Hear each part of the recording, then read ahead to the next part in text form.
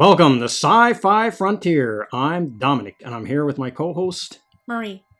And today we're going to be talking about the movie Brightburn.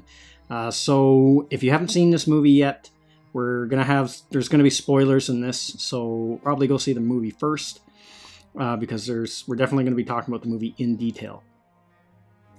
So Brightburn, just to give a rough synopsis of this movie, it's basically the origin of Superman, but if Superman was evil. So what did you think of the movie, Marie? Overall, I thought it was good. Mm-hmm. I won't be surprised if there's a sequel or something, because they kind of led into that. Mm-hmm. But it was scary, but not in the way I was expecting. What were you expecting? I don't know, to me it looked more supernaturally. Yeah. That's not a proper word, but you know what I mean? Like the trailer. Mm-hmm. So I was expecting something that might give me nightmares. But yeah. It had good jump scares. It had a few bits of gore. But overall, I enjoyed it. Yeah. I thought it was okay. I was expecting it to be more gory. Because I heard a lot of people, there's one reviewer wouldn't even review the movie and stuff like that. And so I was expecting something really shocking in the film, but there really wasn't. There was a lot of gore. Probably the most shocking thing was the eyeball scene where the girl had to pull the glass out of her eye. That scene, and then the one where the guy breaks his jaw off on them. No. But that kind of took me out of it because it was CG, and the CGI kind of ruins it for me. If they had made that practical special effects, I think it would have been a lot better. So what do you think of the kid they casted for this? Did he fit the role? Oh my gosh, that kid's creepy looking. I almost feel bad saying that because it's an actual child. But he just has that kind of demeanor that I almost can't picture that child actor doing anything other than horror. Mm-hmm. Just his overall appearance. Yeah. Not even just the way he acted in the movie, but he just has, for lack of a better term, he's a creepy kid. Mm-hmm. And again, I feel bad saying that because it's an actual child. Yeah. But I think he did well in the movie. And then I think, he just kind of suits it. Yeah. I couldn't picture that kid playing a good kid. A true Superman. I just can't see it. They did a good job casting this movie with this kid. Yeah, because he definitely looks for it. He does look creepy. Yeah. The other thing about the movie, so basically the kind of the plot of the movie is it's just like the origin of Superman. They're trying to have a baby at the beginning, the two parents, and they can't, and then basically a spaceship crashes in their backyard with a baby inside of it. And then the baby is pretty much, they love the kid up until I think it's his 13th birthday or something. 12 or 13, something like that, yeah. Then all of a sudden, the spaceship they have for him, they have hid in the barn. And he doesn't know about it, but that activates, and that somehow triggers something in him, and he becomes evil. Mm-hmm. And then he goes around basically terrorizing them and being a creep. And yeah. And it doesn't end well. It does kind of have a pretty dark ending though. It does. That part kind of surprised me because as you're watching the movie, you're waiting for someone to come up against him. Mm-hmm. Because in every kind of superhero type movie, they have their villain or they have this kid, nobody. Yeah. Nobody can stop him. Nobody can try. Mm-hmm. There's a scene where the mom tries. Yeah. Because she discovers the spaceship is the only thing. Yeah, it's the only thing that can hurt him is the metal from a spaceship. Yeah, because the dad says something in the movie, something along the lines of, this kid's never been sick. He's never been cut, never bruised. Yeah. And then somehow during the movie, I can't remember how he gets down there, but somehow the ship cuts him. Mm-hmm. And that's when they didn't really put it together at the time because they didn't think he was bad yet. Yeah. But it shows the mom trying to use that against him. Yeah, she tries, and then it doesn't work out. Yeah, but it had a lot of jump scares in it, and but for gore, they could have went a lot further, especially with someone that's got basically Superman's powers. They could rip people's limbs apart and stuff like that, but they really didn't show much. No, there was only about 3 scenes where you were oh. Yeah, and I've seen much worse in other movies, horror movies. Yeah. Yeah, for me, the scene with the uncle, you say it took you out. For me, it grossed me out. I wanted to plug my ears because he kept making the blood gurgle noise, and I was just oh. Yeah, that's so gross. Yeah, But yeah, it's kind of an interesting comparison because it's kind of like. But the only thing about this is I find that the way he turns evil kind of contrived because it doesn't happen organically. It's just like the ship just turns a switch, which this is supposed to be like the opposite of Superman, kind of like a subversion of Superman's story, where Superman is kind of basically is who he is because of how good his parents were. And so this kid has equally as good of parents. Yeah, like they're good people. So there's no way for them to turn him evil, I guess, organically. They had to have this like weird switch. Yeah, Deus Ex Machina thing with the spaceship that switch him over to evil. And it's weird too because like it's such a quick switch. Mm-hmm. It literally is like someone turning a switch because he's like a normal kid. He's a little odd. I noticed like he seemed like a bit of an odd kid, but like normal for the most part. And then all of a sudden he's like sleeping, and then the next day he's like a psychopath. Yeah, over everything. Like it was just like. Quick.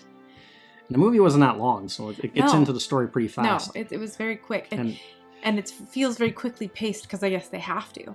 But yeah. But I think it would have been interesting if they had it that the parents were complete losers, and that's why he turns out evil. Yeah, like some reason so as the to why parents he's are so also bad. the opposite of what Superman's parents were, so this is why he turns out to be a psychopath. Because that way you could almost at least feel some sympathy. But this you're way like, you he has sympathy. no choice. This is his upbringing. This is all he knows. But this kid had like nice, average parents living on a farm who were devastated when they realized he was a psycho. Mm-hmm. Like there's that scene with his dad in the woods, and you knew why his dad was taking him out there. Yeah, took him in the woods, because he realized he killed the uncle, and the dad was like, I don't know what to do. Like you get, and you felt for the parents more than the kid. Oh yeah, you definitely felt for the parents, yeah. Because the parents, like the mom, she loved him like any mother does. Mm-hmm. Complete, even up until the end, she tried. Yeah, even up to reason with him, she tried, Mm-hmm. And then the scene with the dad where he like tries to shoot him. Yeah.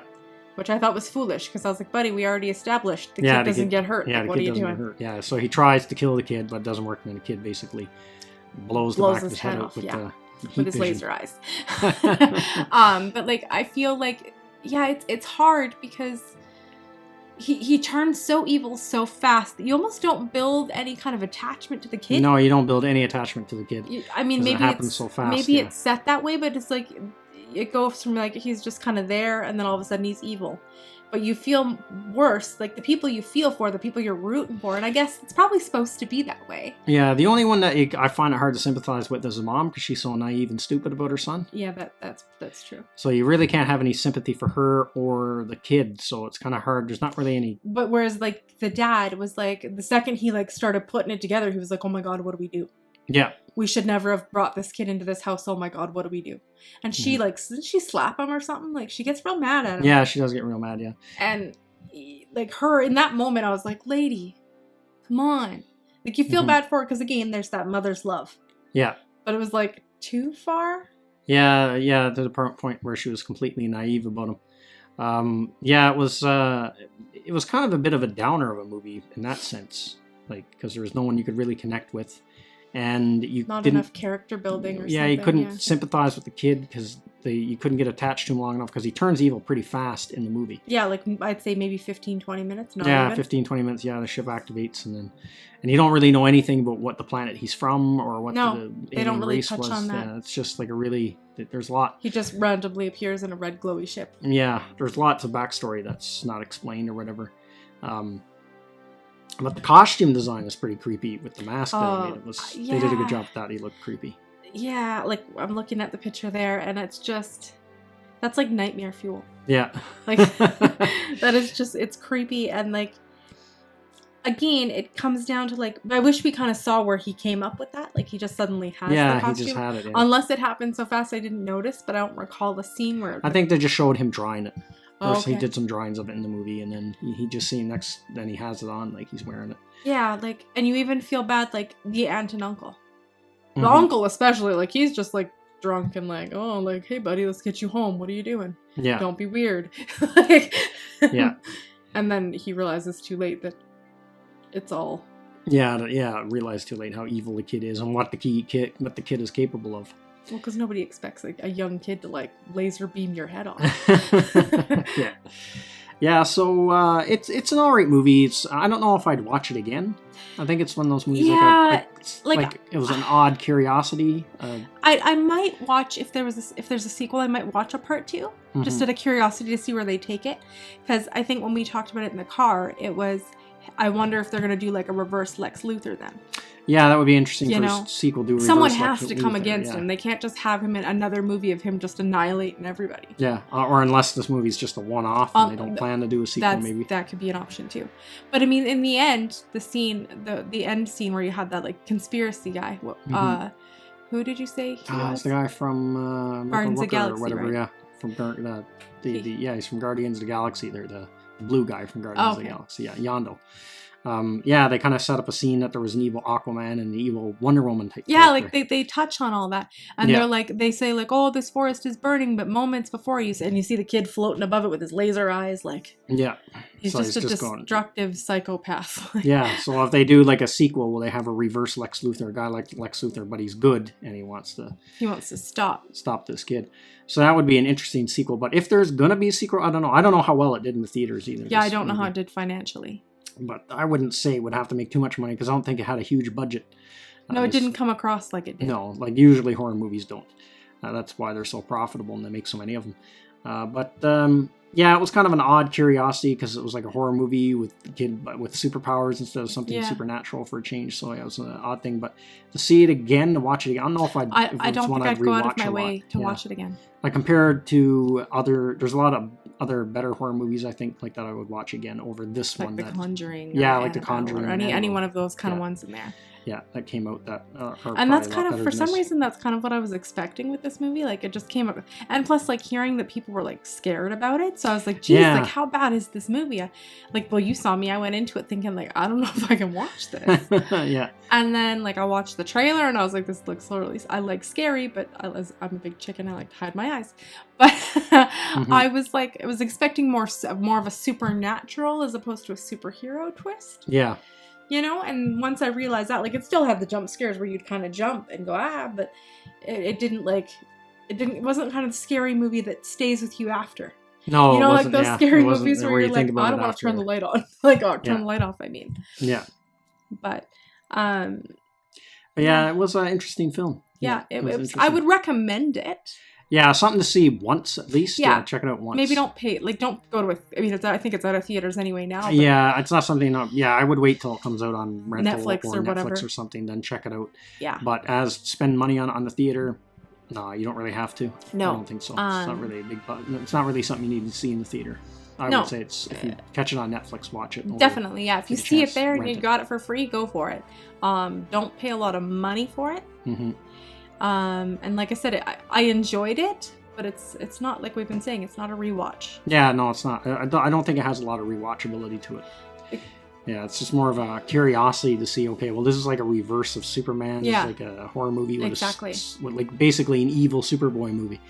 But they just, so out of that, but once you see it, it's kind of like, you don't really need, it's not like I don't think it would be a classic horror movie where you have to watch I think it'll be one of those ones that'll just kind of fall into the cracks of horror movies. Yeah. Because there's so many horror movies. Yeah, there's so many horror movies. I think that it stands out in the sense that there's not a lot of superhero horror movies. Yeah, not that I can that think way, of. Yeah.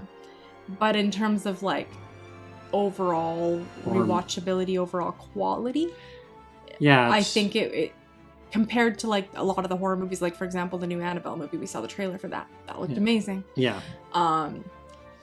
I think it'll fall into the cracks, and there'll be people that might remember it 10 years from the road, but they won't be like, oh, that was the best movie ever. Yeah, I don't think they'll just be like, yeah, it was all right. It was pretty good. You know? Yeah. It was like, it's an average movie. Yeah.